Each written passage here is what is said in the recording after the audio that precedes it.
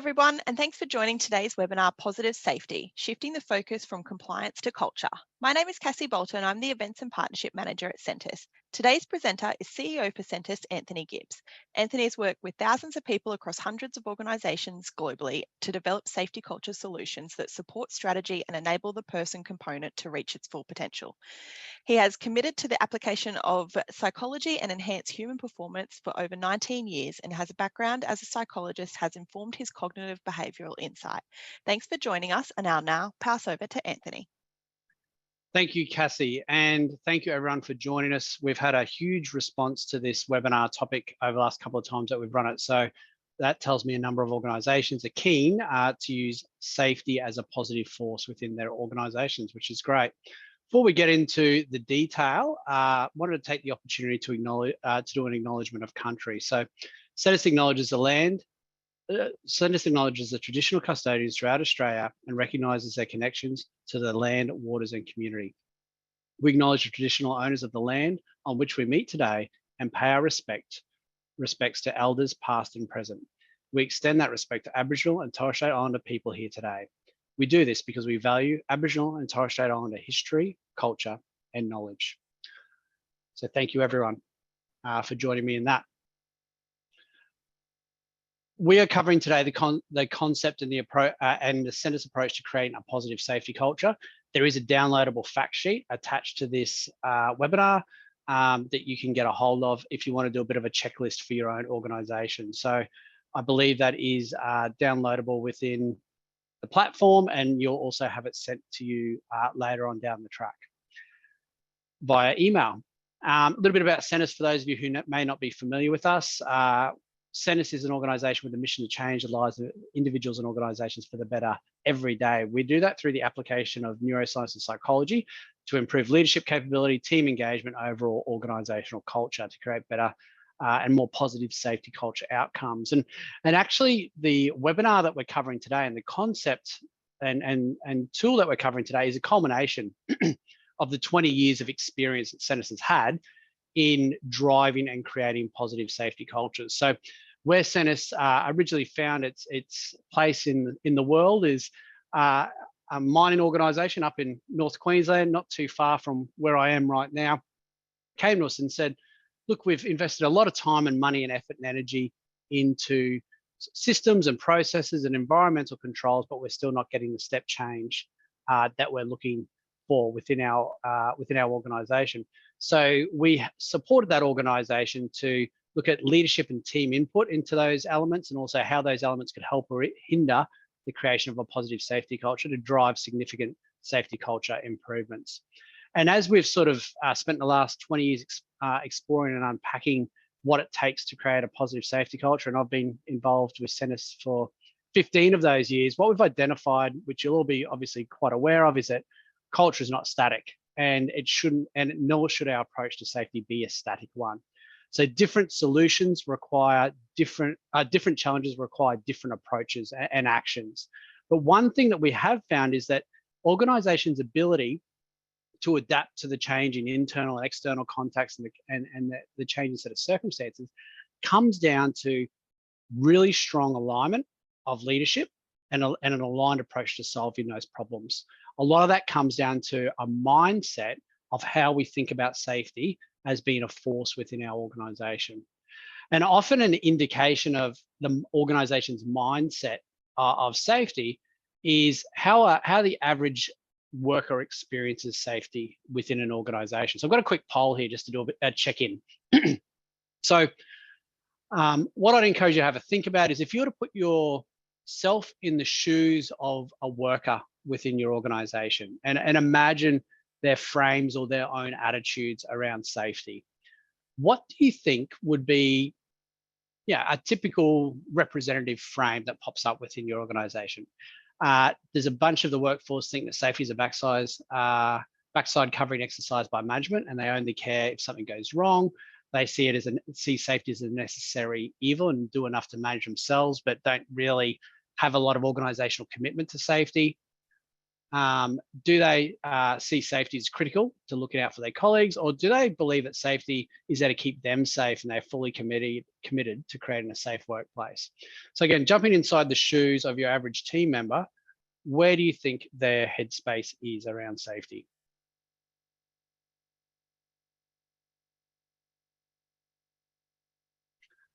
All right, Cassie, how are we going for participation?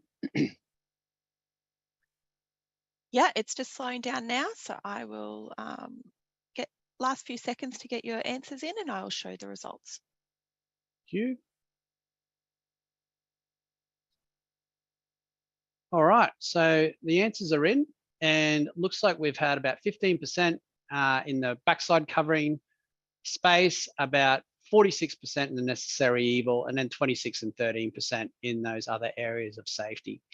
And look, they're fairly typical sorts of results from what we see. And if you scored in those top two boxes, whether it's the backside covering or necessary evil space, the chances are that your people are experiencing safety from a negative safety culture experience. So this is that they see safety as being a force in the organization which sometimes works against them in terms of achieving their goals and objectives, or they can see sometimes that safety is more of a risk to them than getting hurt themselves. This data that we've provided on the screen says that 86% of organizations that we've surveyed, and we've surveyed 73 operational sites feed into this data, over 40,000 participants stratified back to 21,000, thousands of lines of qualitative data are fed into this particular result. And it says, yeah, that 86% of organizations operate from that negative safety culture. And the sorts of comments we see come through in the qualitative commentary look like the ones up here on the screen. And you can see a lot of this is about a sense of an organization saying one thing and doing another, or changing speed around safety, or only caring when something goes wrong around safety. So it's a very strong a bit of blame culture in there coming through, and that can lead to a culture of fear and mistrust within an organization. And this is an interesting phenomenon that we're seeing across a bunch of different organizations, that organizations are zeroing in on trying to reduce physical hazards within organizations, but not necessarily thinking about safety holistically. And the challenge, if you're getting the sorts of attitudes that just popped up on the screen there play out within your organization, is it has a very obvious feed into the collective sets of attitudes and beliefs that occur across an organization. So a model that we anchor a lot of our conversations on, that many of you are probably familiar with, is this attitudes, behavior, results model. And what this model says, that my attitudes, what I think and feel, drives my behaviors. And those behaviors determine my results, and those results reinforce the initial attitudes. And we tend to find this is a bit of a circular conversation that goes round and round and round and round. The challenge with a lot of organizations is, and a lot of organizations' approaches to safety, is there's a heavy focus on the behaviors. So what people need to do, what people should do, and the results. And that will feed back into that process. Now, the behaviors, the processes, the policies, the rules and the guidelines, those sorts of things, those behaviors, what we're asking people to do, can either be helpful or hindering in the way that they are deployed, despite their intent that they're generally set up to be a positive force within an organization. As an example, you have an incident within your organization. The attitude in which the leadership team approaches that incident investigation will determine how that incident investigation is deployed, i.e. the behaviors. If there's a mindset of who's to blame, who do we hold accountable for this, whose fault is this, those behaviors will be reflected in the way the incident investigation is conducted, and often the results of that incident investigation. And then what that can tend to do is, if it's conducted in that way, feed into that circle in a negative cycle, i.e. creating a negative cycle of safety culture. The alternative is also true as well. if we approach the incident investigation with a different attitude, it's about learning, it's about improvement, it's about looking at the systems of work as opposed to blaming the worker, it's about overall organizational improvement, you can create very different experiences which create different results and actually build a more positive safety culture. So a lot of what we're talking about is that in order for us to really shift the dial in regards to safety, we need to think about more than just the thing that we're focusing on, i.e. reducing the physical risk, but also how people are experiencing safety within an organization. So what we've done in this particular webinar and within our programs is we've actually unpacked what we believe is a new modern way of thinking about safety within your organization that not only aligns with, I guess, your more physical controls that you need to put into place, but also the psychological and social aspects of safety that need to be considered. And in fact, with the new psychosocial legislation, new/old psychosocial legislation that's been rolled out at the moment, I think this is a great opportunity for organizations to sort of understand the interplay between these three elements of safety and how they can be used together to create overall improvement, not only in safety within the organization, but productivity, engagement, capability, and capacity.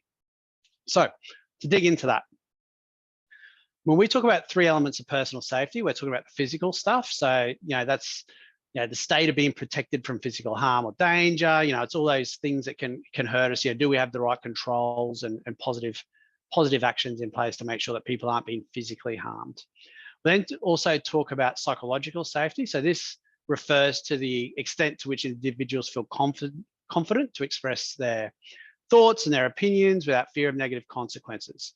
Again, essential within an organization. We want people raising challenges and opportunities and, also assessing risk and dealing with high risk work. We need all the brains in the room to be focused on how we solve those problems. And then finally, social. So social refers to the sense of security that people feel in the relationships that they have within an organization. Do they feel like there's a high level of trust between them and their leader? Is the organization, is the workforce free from discrimination, harassment, bullying? And look, this can come from anything from off-colored jokes through to people being excluded from particular sets of circumstances, to outright bullying and sexual harassment as well. These three elements, although often looked at separately, and certainly with a lot of organizations that we're seeing at the moment looked at as physical and then psychosocial, often looked at separately, have a huge amount of overlap for one another. And again, if we go back to that incident investigation example that we gave before, to look at an incident investigation, as a pure way of looking at, well, what happened and how do we put corrective actions in place, actually has the potential to disregard the social and psychological safety that employees and team members are feeling. It also has the opportunity to build the level of social and psychological safety that employees are feeling. So what we tend to see happen within organizations is when organizations get this right, they get increased resilience and reliability and capacity, and also increased discretionary effort. Because what happens is these circles will feed off each other in either a positive or a negative way. So again, if we go back to incident investigation, we're running an incident investigation. It's a mindset of who do we blame, who do we hold accountable. That erodes psychological safety. That erodes social safety. That impacts on people's willingness to report errors, speak up in the future, offer suggestions. It can also increase people's sense of stress and distress. It can also impact on their experience of psychological well-being within the business as well. And what we know is that someone who's stressed has a more limited capacity to be able to see and manage risk. Someone with mental health or mental well-being concern has a more limited ability to see and manage risks and hazards within an organization. And an environment where people can't feel free to speak up and offer suggestions and feel included will erode all three. I was actually with a Lines company a couple of years ago that I think played this scenario out to a T. So there was a conversation in a start of shift meeting about trying to improve positive communications between in a process of live line work. We had people up in a bucket and people down on the ground, and then you had sort of heavy amounts of traffic and things going around it. And they were talking about, all right, well, what do we do? You know, we've identified that positive communication is a challenge for us in this circumstance. How do we do it? So the leader of the group actually did a really good job, opened that up to the group for conversation. A more senior member spoke up, said something, oh yeah, that's a good idea, we'll take that on board. Someone else threw out an idea, but then an apprentice actually jumped in and said, hey, I'm a gamer. Couldn't we have some sort of headsets that we use and do? And he started making some comments, and he got absolutely shut down. He got told, stay in your box, mate. You've been here for 5 minutes. You don't know nothing about nothing. Pull your head in. And was absolutely shot down in front of a group of about 25 of his peers. And as you could probably hear, my dog didn't think that was a really good experience for him to have either. So you can imagine how that person, that individual, that apprentice is now experiencing psychological and social culture, and also how that would impact on that organization's ability to solve problems in that environment before. Certainly I wouldn't be feeling confident to speak up either. So these three elements play in together, but they don't operate within a void. They operate within a broader safety culture. So there are factors within an organization's culture, the system that people work within, that will impact, again, on those three elements of safety. And at Centis, we look to unpack how people experience a safety culture through this model that's up on the screen here, the safety culture model. This model says that there is 4 high-level elements of safety culture with subcomponents that we can dig into at another time in another way later on.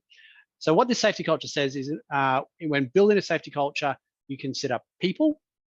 So that's their skills, their teamwork, their intelligence, their knowledge and their motivation.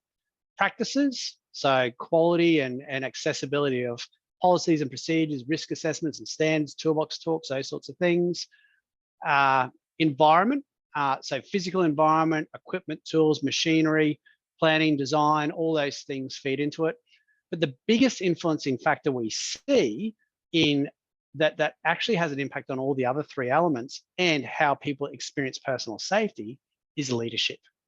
So does your leadership role model and lead in a way which not only creates physical safety, but also psychological and social safety? So how does this sort of play out in terms of cultural maturity, and what do you need to consider for your organization? So if we then go to the Centis cultural maturity model, which is up on the screen here, we think about culture at a high level in these 5 high-level sort of constructs or areas. Now, no one organization will sit wholly and solely within one box. This is a reference tool, something for you to consider when reflecting on your own culture. And there's actually going to be a tool provided to you at the end of this webinar where you can do a bit of a self-assessment around your safety culture. So what this model says is that organizations as a whole considering a culture of, say, counterproductive. So this is that us and them sort of culture around safety. My organization doesn't care about me or my safety, so I sort of see safety as a cost. It gets in the way of getting the job done. It's a bit of it's a tool that leadership can use to punish us when they choose to. In these cultures, often safety is seen as more of a threat than getting hurt itself. At public compliance, we tend to see individuals being compliant with safety, often when they're being observed and when they're being watched. Or when the pressure applies appropriately. So what this might look like is you might get different cultures between night shift and day shift if you're in that sort of environment when there's more or less supervision. Or it might look like leaders turning a blind eye to safety when production pressures are high. Maybe there's a shutdown or a breakdown or whatever the case may be. Private compliance, we start to see people taking some personal ownership and accountability of safety. They see the why and the what's in it for me. And this is often a critical tipping point for organizations to then fall into collaborative.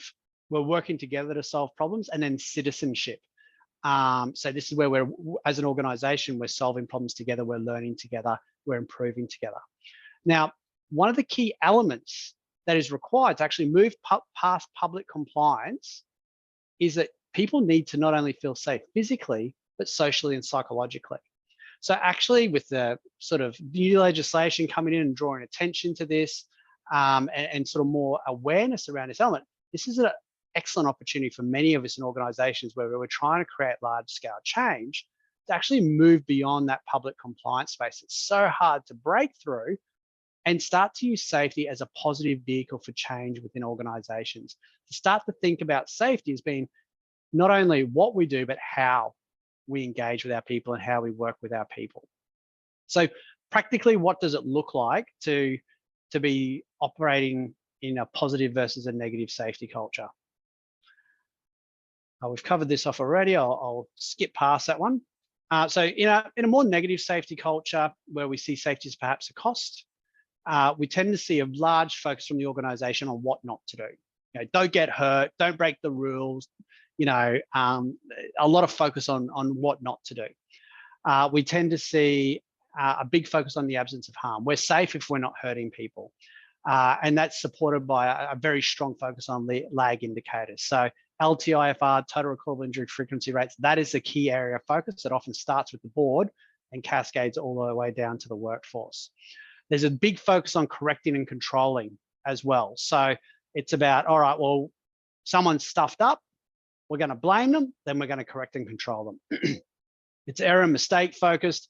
It's going out there in the workforce, and my job as a leader is to make sure that, you know, we're setting the standard and correcting all the unwanted behaviours. It's top down, and it often leads to hiding the issues and black and white rules. And those black and white rules, you know, often aren't built through engaging the workforce and the people doing the work on a day-to-day basis.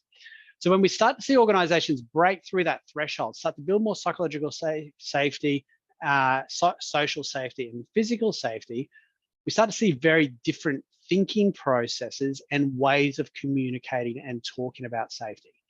We start to shift to more of a focus on what you can do to stay safe. These are the positive actions and behaviours and processes that you can implement, that we can implement, that are going to show a presence of safety.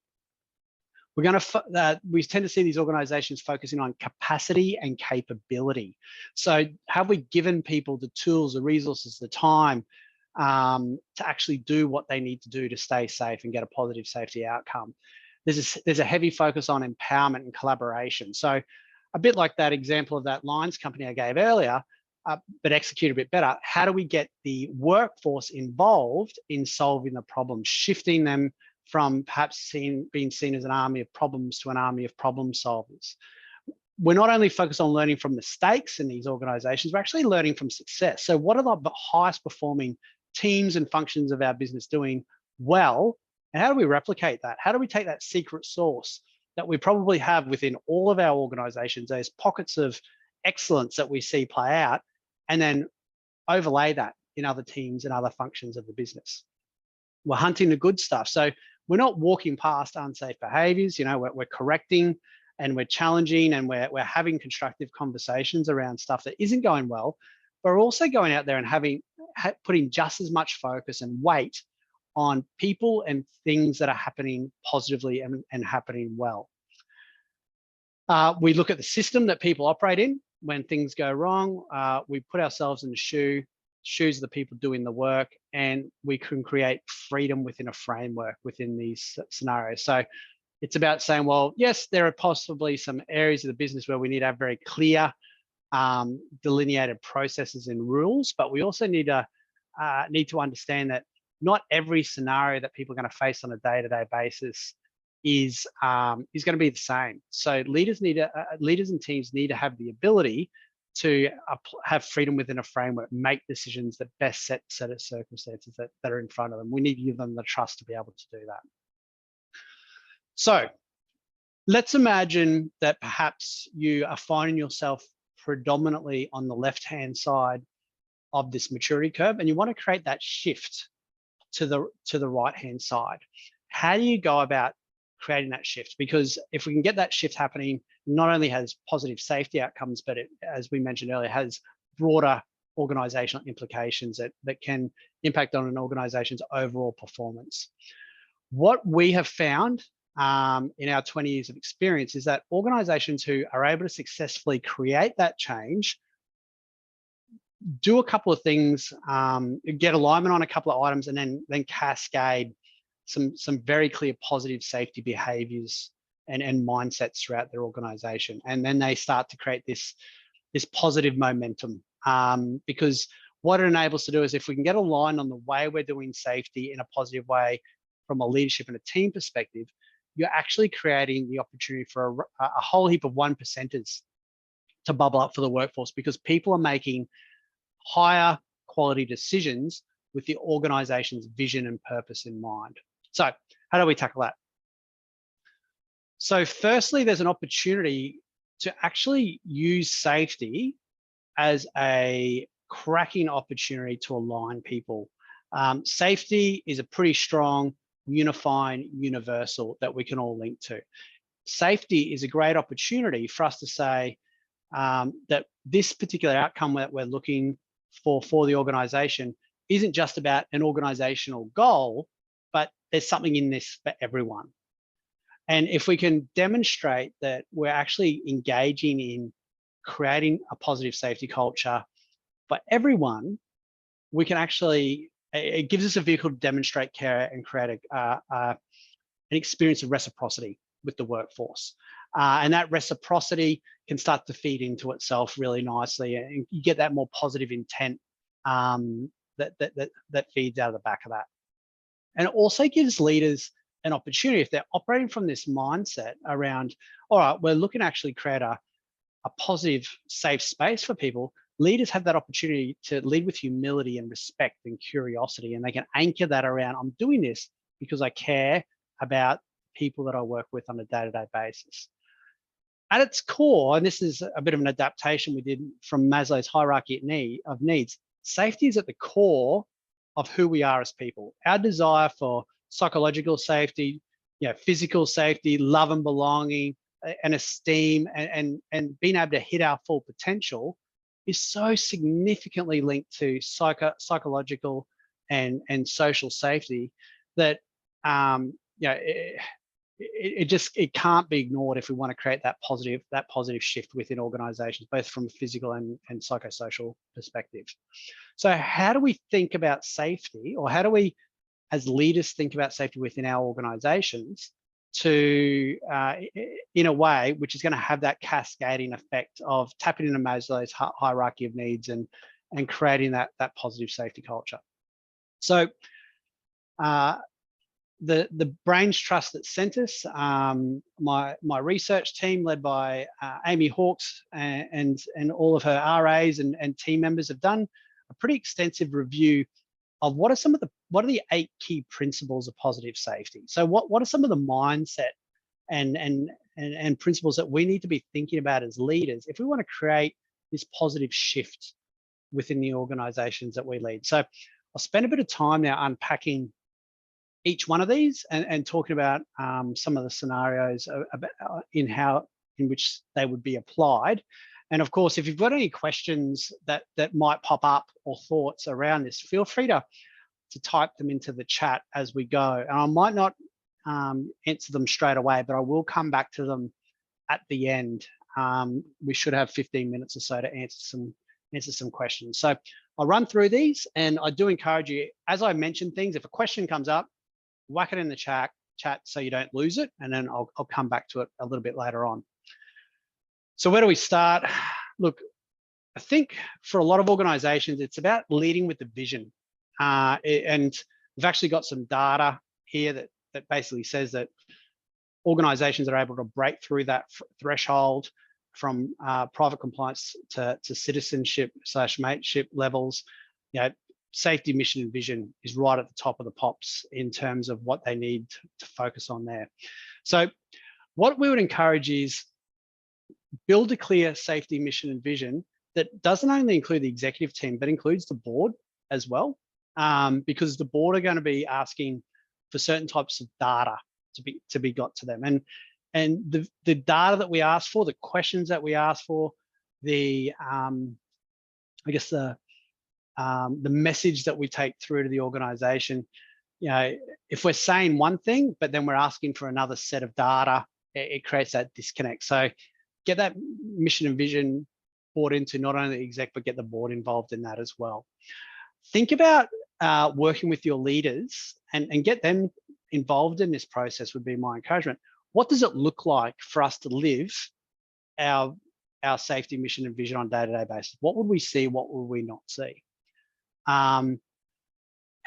Then think about how do we use our vision to make the right decisions at the right time? And how do we link that vision into, I guess, our explanation about why decisions have been made? So working with an organization recently who were a large contracting business, you know, how would their vision for safety and how they want to lead safety within an organization impact on the way they negotiate a contract with a client, for example, would be one of the things I'd be challenging them to have a think about. And then finally, again, once you've got that vision clear, it becomes a really great lever for positive culture change and transformation across the business. You know, we're making this decision because we care about you, because we care about our business, because we care about our clients. And as we're going to see here, that feeds often through to the better we can get that nailed down, the better the management safety commitment, the within team communication, safety responsibility, and team support for safety. All right, so we've now got our vision down. We now need to think about how do we make safety simple as we possibly can. So what we'd be encouraging you to think about is how do we actually role model that we're living our vision in the simplest way possible on a day-to-day basis. So what we'd be saying is encourage good safety and well-being habits. So we'd be looking at, well, what are the positive things that we are already doing or can do within an organization that we can pull up in lights that reinforce the message that we've put into place? I'd be encouraging you to think about, do we need to invest in our people? Are there particular circumstances where maybe we don't have the capacity or capability to lead the work in the way that we would like? So do we need to set our leaders up for success, for example, in order to role model and cascade the vision that we've set into place? Do we have the systems and equipment and resources, obviously, to do things, to do work safely? So again, this could be anything from, do our systems, are they easy to use, easy to access, easy to engage with? Do they do the job that they're supposed to do? Down to, the leaders know how to have a conversation with people when they might not be doing so well, or they're experiencing challenge or duress, particularly around psychological safety. So often that building a strong foundation piece, you can sort of unpack what you're doing well and not doing well in that space through a culture diagnostic, where you get a bit of feedback from the workforce about what's working well and what's not working well. Next, we want to try and keep it simple. So we want to be focused on solving safety challenges rather than more administrative actions and more rules. And this feeds very heavily into consultation and collaboration. So what we would be encouraging is where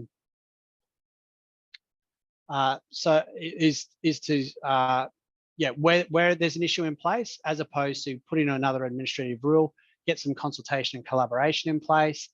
We've seen lots of positive outcomes with organizations prioritizing a focus on the key critical risks within their business and focusing on the controls that need to be implemented around those. What we've found is that if a lot of organizations can zero in on that and get those habits right, that will actually have a positive effect on other, probably lower severity or lower potential incidents down the line. And we want to also encourage them to focus on a few critical, the critical few behaviors. So, you know, rather than say, so what we mean by that is, do you have layers of paperwork on top of layers of paperwork? Are you asking people to, you know, to have a significant administrative burden? And if so, can you compress that administrative burden through to, you know, a critical few that's going to get the best outcome for the workforce?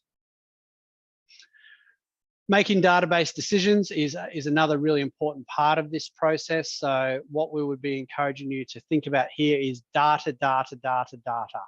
What is the data that you need to make to inform good decision making? What is the data that is going to help you, I guess, not only understand what's currently happening, but would potentially be happening in the future. So looking at things like your near miss data, for example, looking at any trends or themes that may occur within that, looking at the information that's coming out of your in-field interactions, your critical control verification process, your culture data. These are all critical bits of data. And then what we're looking at doing is then saying, what story does this data tell? How do the bits of information hang together, and what hypothesis can we glean from the data that we're getting? I think that story piece is really key, and then looking at validating that story with data, because we can easily draw, add 1 + 1 with data and get 3. Actively caring focuses on looking out for each other's safety and well-being. So again, this is about leaders going out there and actively demonstrating that they care for people within the workforce. So it looks like challenging each other if we deviate from the person, but also looks like being very clear about each individual's role with safety. Safety isn't the safety department's job. Safety is the role of every leader and every team member within the organization. And it's also about giving leaders and teams the tools to have constructive conversations and show care for one another. There is a lot of, in challenging a team member, having a challenging conversation, people can experience a high degree of social threat attached to that interaction. So putting some work into creating a culture and environment that gives people a permission to have those conversations. It also gives people a tool to approach that conversation in a way that isn't going to trigger a threat response in the people that they're working with. And I think there's often a lot of focus on that skill set from a leader to a team, but ultimately we also want to be building that capability to team level, because that's when probably you have your biggest opportunity. If you've got a peer challenging a peer, they're probably going to see more of what happens on a day-to-day basis, and it's a really good opportunity to create that positive outcome as well. Okay, then we'll focus on being curious. So being curious is, as a leader, taking a mindset of seeking to understand before being understood. So being actively curious in an engagement. So we're looking at going in, looking at an incident, looking at a set of circumstances, looking at challenges from a range of different angles, with the objective of solving the problem collectively. So we often talk about the concept of, and there's a typo in that line, of playing the ball and not the person. So really, it's really easy in safety, or in fact any problem we're trying to solve, to focus on a person and their behaviors. Where if we look at, all right, well, what's the actual problem we're trying to solve? Is the actual problem that this incident took place, or this is an area where we continue to have challenges? How do we look at the system that sits around that challenge holistically? And we'd suggest using things like the safety culture model that we shared before, and constructively approach that in a way that isn't so person focused and more focuses on the system and setting people up for success. And look, the last one here is create environments where we can challenge the status quo. And particularly with what we see in a lot of organizations is there's a pretty significant gap in the culture data that's coming through around management safety commitment. And you'll see this come through in some of the biggest opportunity areas that we share a bit later on. Is that there's a perception that management don't get safety for the worker.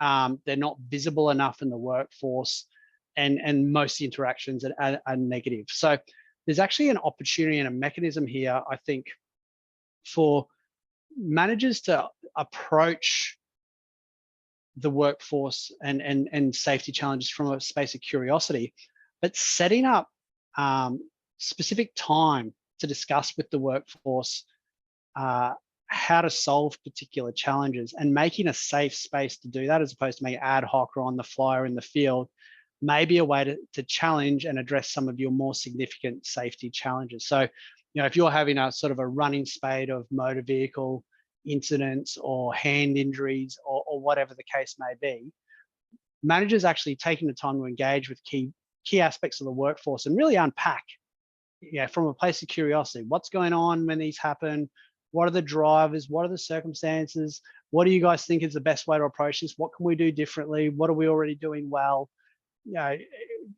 give them the opportunity to buy into solving the problem, enables them to feel like, to the next point, they're making an impact. And this is a big part of getting this buy-in as well. So once we've done that consultation, once we've been curious, what the workforce is looking for, what our businesses are looking for, is to actually see action as a result of investigations or reviews. And this is often where we see things like safety culture diagnostics fall over. So we go out to the workforce, we ask a whole lot of people a bunch of questions about stuff, and we give management back a report. And that report gets reviewed another year. Maybe there are a couple of actions that come out of it. It's an absolutely missed opportunity. So I think whether it's that, an incident investigation, if we're asking people to report, actually letting people know what you're hearing and telling them what you're going to do about it, and then reporting when it's done, is a really crucial part of making an impact and seeing, again, that there's inputs into safety from all levels of the organization. So for example, from a culture survey perspective, we'd be encouraging that those results, not every single page of those results, but say maybe your top 5 strengths and your top 5 opportunities would be shared across the business, warts and all. And that leaders would share the opportunity areas or the development areas with an internal locus of control. They'd be taking on their 50%, and we'd be working with the workforce as to how do we solve this problem together? How do we create a different culture and a different set of results for ourselves? And it creates a great opportunity in that sort of scenario to say, well, we asked you, we heard you, we did something. And you can start to build that trust and that positive momentum, as opposed to safety being seen as a sugar hit or a reactive knee jerk to when something goes wrong. Hunting the good stuff. And this is another big one that we encourage organizations to think about. In your in-field interactions, critical control verification process, toolbox reviews, audits, whatever process that you have for managing safety within your organization, what is the ratio of focusing on what's not working versus what is working? What is your ratio of correcting or challenging unwanted behaviors versus reinforcing and holding up in light the things that are going to plan? What we tend to find is that this is a completely skewed area within a number of organizations. And there's actually a resource that you can jump on our website and download called the Safety Leadership Link, that shows that universally across all the industries that we work with, there's a recognition is the safety leadership skill that leaders are universally poorest at. And it's a real missed opportunity, because it gives an opportunity to build, to focus on the potential of our people, to build people up, to recognize that positivity, to make positive examples of individuals. It gives us an opportunity to learn from best practice within the business. We can actually find people who don't, geez, that's a great idea. How do we replicate that? How do we cascade it across the organization? And it's not actually in this instance a thing that's come from management, it's come from the workforce.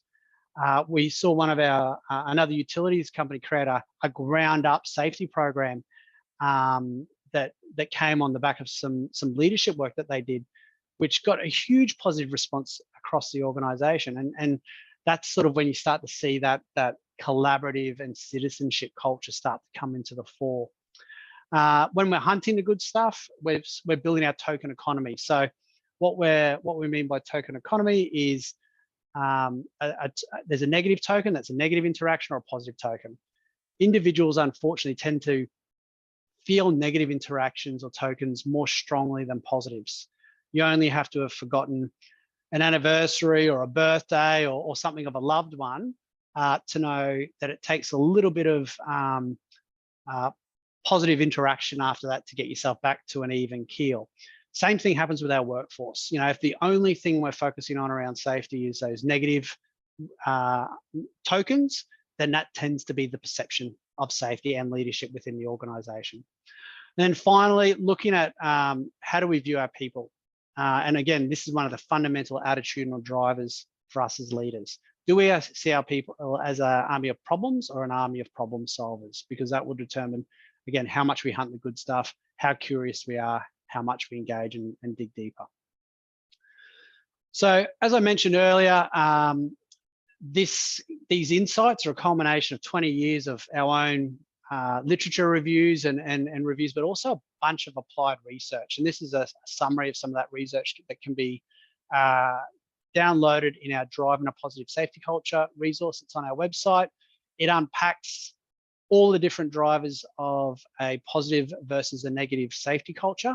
And it sort of also gives a little bit more detail here. And you can see here, these are your counterproductive and public compliance results. You know, these organizations, they just layer more safety procedures on top of more safety procedures. There's a sense of an inconsistency of management safety commitment. Safety is important 1 minute, but not the next. Internal context relates to a sense of how safety is dealt with. So change management, job security, general morale. So this is that knee-jerky kind of reaction or leaders changing decisions and direction quickly without explanation. Feeds down into willingness to report incidents and errors. So willingness to report incidents and errors is coming back to some of those examples we spoke about earlier. Is it easy to report incidents and errors? Is the system set up to support our people? So that ties back to that simplicity piece. Impact is tied to. So impact means, you know, if I report an incident, is anything done about it? And a lot of people say that they stop reporting because failure to see an impact of their reporting. And then finally, the other big driver is a blame culture. So, you know, a shoot the messenger type of culture. So, you know, that's that focus on, are we playing the ball or the person, and are we looking for the best organizational outcome? And then finally, that feeds into employee safety performance. So employee safety performance relates to hunting the good stuff. So do I actually get rewarded and recognized for the things that I do well, or is there a predominant focus on what doesn't work and those lag indicators? So a little bit of food for thought, hopefully. If you wanted to start to think about what your culture might look like, we've got an opportunity for you to engage with a self-assessment. I'll get Cassie to put the quiz up, the poll up on the screen. If you'd like to be sent a copy of the self-assessment, click yes, and we'll get in contact with you and send that through. It's not going to give you a safety culture sort of diagnostic piece for your business, but what it is going to give you is a bit of a heat map of where you might be doing well versus maybe not so well. There's a couple of ways you can apply this tool from a consultation and collaboration perspective. So you can do it yourself and you can send it around to some of your peers and start to get garner some conversations around that. But what I'd encourage you to do is, if you do that, why not get everyone into a room and everyone talk about what they scored and why they scored a particular way, and start that conversation off around, hey, what do we think we're doing well versus what do we think we're not doing so well, and why? And that's a great opportunity to start to get leaders thinking differently about safety, start to challenge some maybe assumptions or perceptions that may or may not be accurate within your business. So it's a great handy tool to do that. So I'll ask Cassie to close that poll. Also invite, if you've got any questions, to start to put those into the chat box.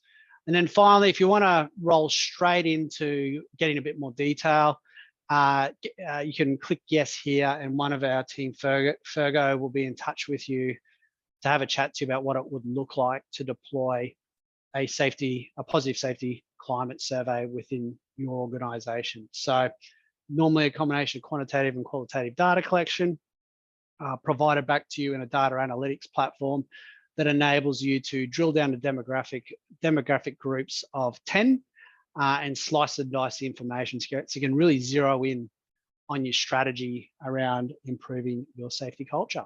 So if you're interested in that, click yes, and one of our team will be in touch. So we're moving into the Q&A part of this. So a couple of questions here. So do you have case studies on this, Anthony? Yes, we do. So from a high level perspective, I think you can download Driving a Positive Safety Culture in your organization. That gives you sort of our aggregated data set that taps into some of these elements. But there's also, if you go to our website, a number of case studies and impact studies that show that show the change that this process is able to create. So there's a really good one with Ergon, another good one with Genesis over in New Zealand. I think there might be a good Glencore one on there as well. So yeah, you can jump on there and download those and take a look. There's also a couple of verbal testimonials, I think maybe from New Hope Group and GrainCorp as well, that you can jump in and take a look at. I just lost a question there, Cassie. It was up on the screen, but it's gone missing. Yeah, that's all right. That was just some contact details. Okay. So we don't need to worry about that one. We did have a question come in our pre-registration. That is, what are the steps in building the shift from compliance to culture, which I know you've been over, but if you just want to do a quick high level. Yeah, absolutely. So again, if you download DAPSCA, which maybe we can send that out. I don't know whether you've got a link to that you can put in the chat, Cassie, catch you on the hop, or we can send it out in the email afterwards.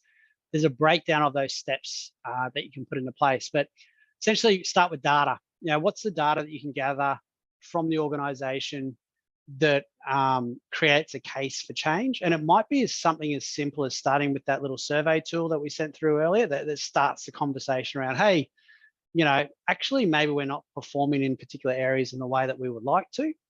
Look at your incident data, look at your near miss data, start to get some quantitative feedback from your leaders across the organization.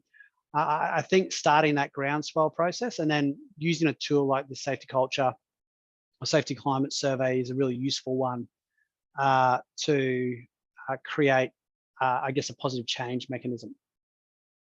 So I encourage you to think about that. Then once you got that, as I mentioned earlier, communicate the results, build a strategy, and then you're looking at setting up an operating rhythm to make sure that it's actually getting deployed and you're holding yourselves to account with a strong governance framework as well.